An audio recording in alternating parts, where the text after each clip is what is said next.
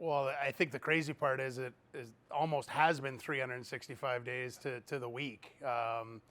Our sale got approved a year ago at the Board of Governor meetings, and I had off in 2 days to go back to them. So, it's definitely been a thought-provoking time here coming up on that milestone, that anniversary of 1 year. And, I walked into a Shamrock season last year where they went 18-0 and won a league championship.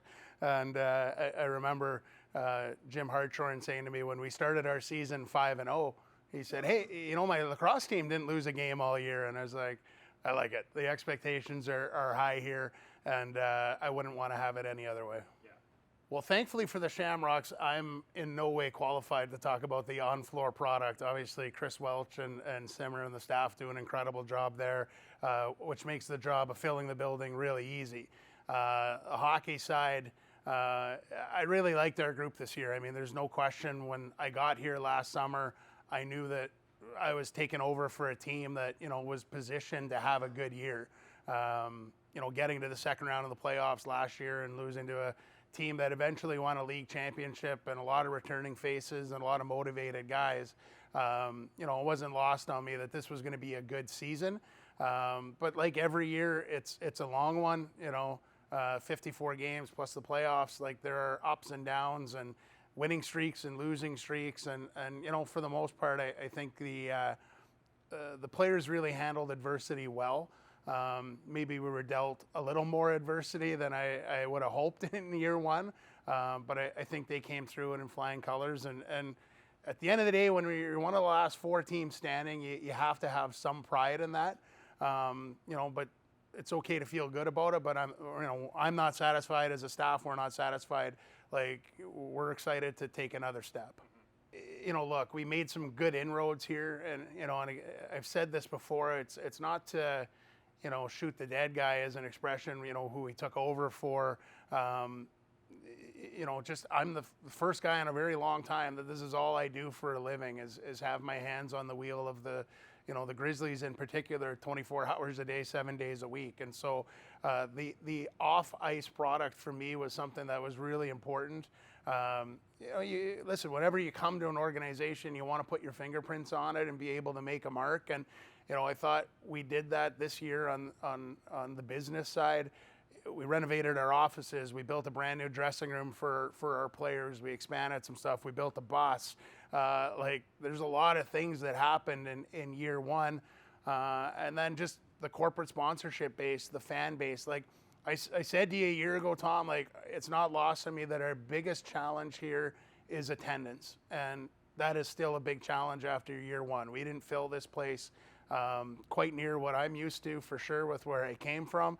And that's, for me, a motivating factor. I think when you look at the Maximum Insurance Youth Program, where local youth 18 and under are getting in free, that's a game-changing program for families in the West Shore.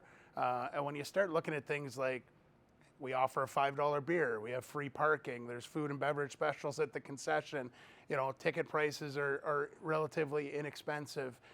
This is a great family night out, and it's a really entertaining brand of hockey. So I think we're just kind of scratching the surface of what the game night experience is going to look like. I got tons of feedback and comments from season ticket holders, new and old, talking about how it felt like the energy was back in this building, and that's something that I would definitely take some pride in for year one. But for me, 1,000 or 1,200 fans a night, it just doesn't cut it. This team and this franchise deserves to play in front of big crowds. And I feel bad for some of our guys who are, here 2 or 3 seasons and never really got to experience that. It certainly wasn't from a lack of effort on the player side. And as involved as we were in the community, we need to ramp that up even more and get people realizing that this is an awesome night out with your family, and our guys hold an important part of this sporting landscape in Victoria. Mm-hmm.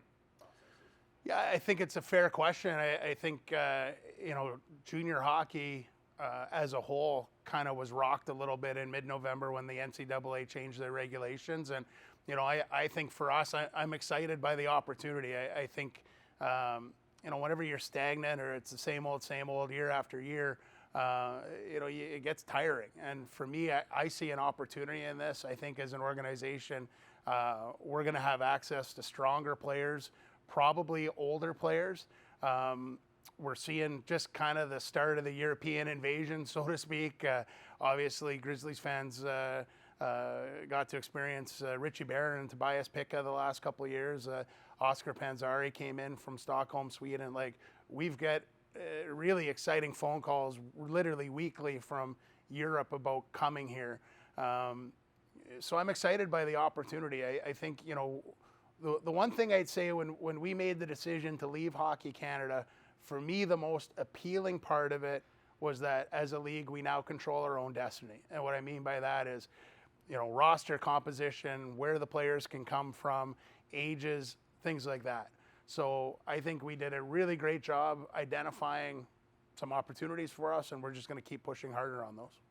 Well, hopefully the goal is a lot more winning than losing, that's for sure. You know, look, I've done this a long time. This will be my 10th year in the BCHL this season. I was fortunate enough to win a league championship in 2017 when I was with the Penticton Vs, and you know, you just kind of thought like, hey, we can do this every year.